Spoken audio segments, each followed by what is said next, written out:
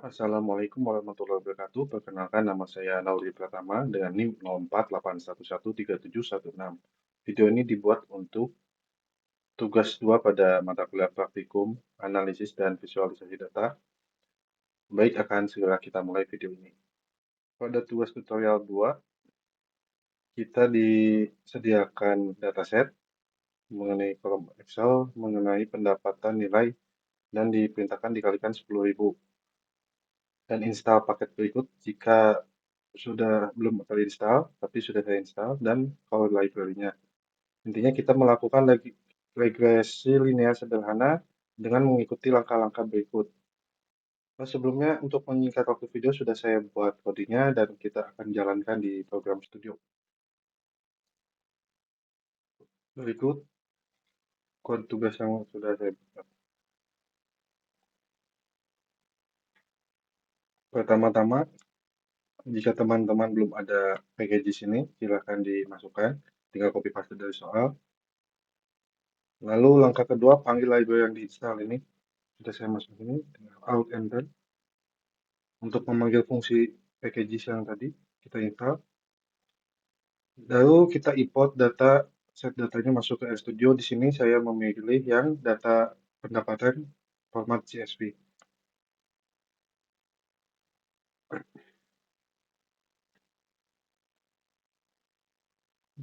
Lalu kita cek datanya seperti apa. Maksudnya, sudah rapi, sudah terpisah antara kolom. Lalu sesuai petunjuk, kita kalikan dengan 10.000 pada kolom pendapatan dengan kode ini.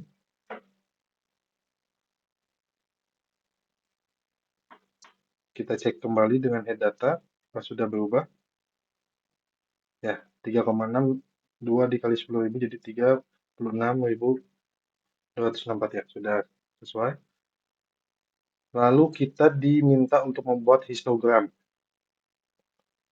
Seperti ini codingnya, memakai ggplot, sumbu X-nya kebahagiaan, memakai warna fill-nya blue untuk bordernya hitam, bin-nya 30 default, dan title pada visualnya saya bikin histogram strip kebahagiaan, dan X kebahagiaan itu variabel terikat, dan Y adalah frekuensi. Kita jalankan coding ini. Ya, telah berhasil. Untuk menghemat waktu akan saya selesaikan sampai beres dulu untuk pembuatan histogram, scatter plot, regresi data, dan penggabungan semuanya. Nanti di bagian akhir akan saya jelaskan secara singkat. Untuk detail penjelasannya akan saya sajikan pada laporan yang akan saya kirimkan beserta dengan link video ini. Lalu kita lanjut membuat scatter plot dengan coding sebagai berikut.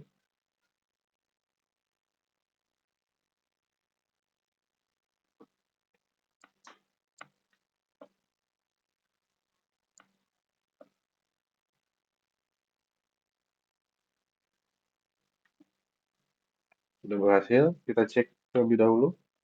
Sudah 20.000, pendapatan sudah dikalikan 10.000 ya, berarti sudah masuk.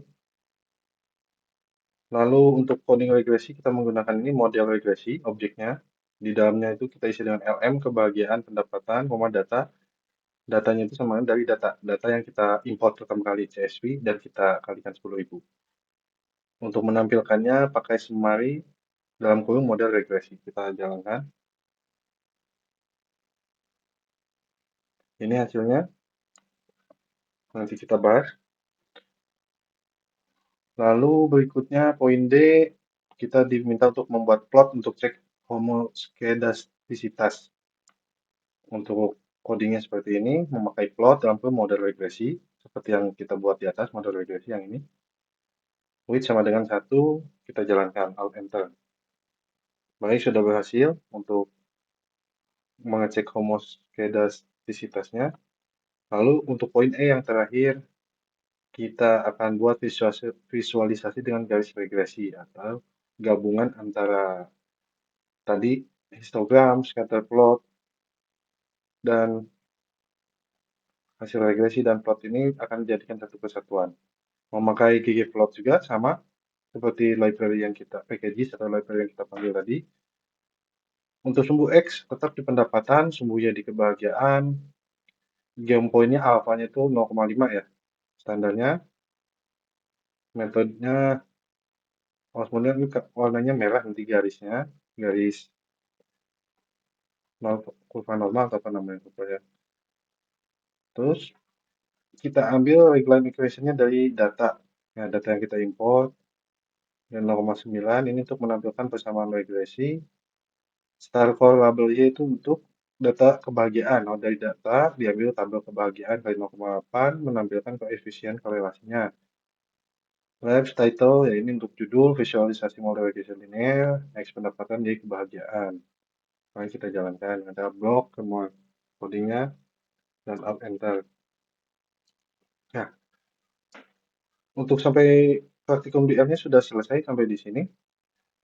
Eh, Selebihnya akan saya lanjutkan pada video penjelasan visual yang dihasilkan. Setelah saya import dan simpan grafik-grafik hasil tadi, saya susun di Microsoft Word ya, biar gampang penjelasan untuk hasil histogramnya. Histogram distribusi kebahagiaan. Di sini terdapat frekuensi dan kebahagiaan yang adalah variabel terikat.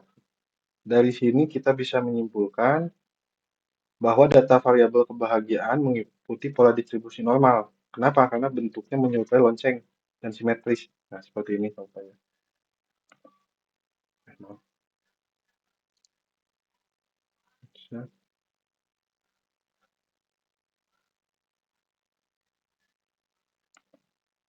Seperti ini. Bentuknya seperti lonceng. Maaf kalau kurang rapi. Nah, itu menandakan dia berdistribusinya normal. Sehingga bisa kita simpulkan juga untuk syarat dasar pengujian regresi linear terpenuhi jika bentuknya seperti lonceng alias distribusi normal. Berikutnya, scatter plot hubungan pendapatan dan kebahagiaan. Sekilas kita bisa lihat pendapatan dari mulai yang terkecil sampai terbesar. Eh, Kenaikannya itu sebarannya itu dari kiri bawah ke kanan atas terus naik. Berarti ini menunjukkan adanya hubungan linear positif, sudah saya tuliskan juga, yang kuat antara pendapatan dan kebahagiaan. Kembali lagi sebarannya, data yang membentuk pola garis lurus menanjak dari kiri bawah lurus ke kanan atas ini terus lurus. Jadi ini pun dapat kita simpulkan bisa memenuhi asumsi linearitas dan analisis regresi linear sederhana dan akan kita lanjutkan pada tahap berikutnya. Hasil regresi yang C. Nah, ini kita singkat saja nanti untuk yang lebih jelasnya saya sajikan di laporan. Kita fokus di sini saja. Hasil analisis regresi menunjukkan ada pengaruh positif dan signifikan pendapatan terhadap kebahagiaan. P lebih kecil pada 0,05. Nah, ini 0,05 dan lambang bintang 3 ini, bintang 3, nah ini menunjukkan signifikan kode yang sangat tinggi dengan koefisien yang dihasilkan 0,712 yang ini di pendapatan. Jadi setiap kenaikan pendapatan akan diikuti kenaikan kebahagiaan. Dan kita dapat lihat persentase model ini memiliki daya prediksi yang kuat dari nilai R squared. Ini yang dihasilkan 0,7452 berarti dikali 100. Jadi sama dengan 74,52%. Berarti untuk data ini memang terbukti pendapatan itu akan menaikkan kebahagiaan sebesar 74,50%. Sedangkan sisanya mungkin ada faktor-faktor lain yang ditandai dengan sebaran yang agak ini. Beda di scatter plot kan ada yang agak jauh-jauh nih. Nah, mungkin ini yang disebut faktor lain. Tapi hampir 74%, 74% yang di sini, maaf, kita coba-coba dulu. 74%-nya itu ada di sini. Sedangkan yang faktor lain yang kecil-kecil ada di sini di luar lingkaran ini. Begitu maksudnya. Lalu yang poin D, plot untuk cek homoskedastisitas residual versus fit.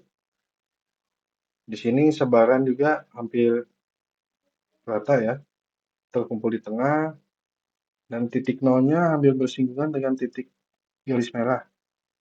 Jadi berdasarkan plot residual di atas, terlihat bahwa titik-titik sisaan atau residualnya tersebar secara acak dan tidak membentuk pola tertentu. Nah, tidak membentuk pola apapun. Biasanya sih pola corong atau kurva, tapi ini kan tidak benar-benar acak. Ini menunjukkan bahwa varian dari sisaan bersifat konstan atau homoskedastisitas, sehingga asumsi regresi linear terpenuhi dan dapat kita lanjutkan ke proses berikutnya. Jadi dari langkah-langkah yang kita buat ini, tujuannya ya untuk poin E, layak tidak data tersebut untuk dilakukan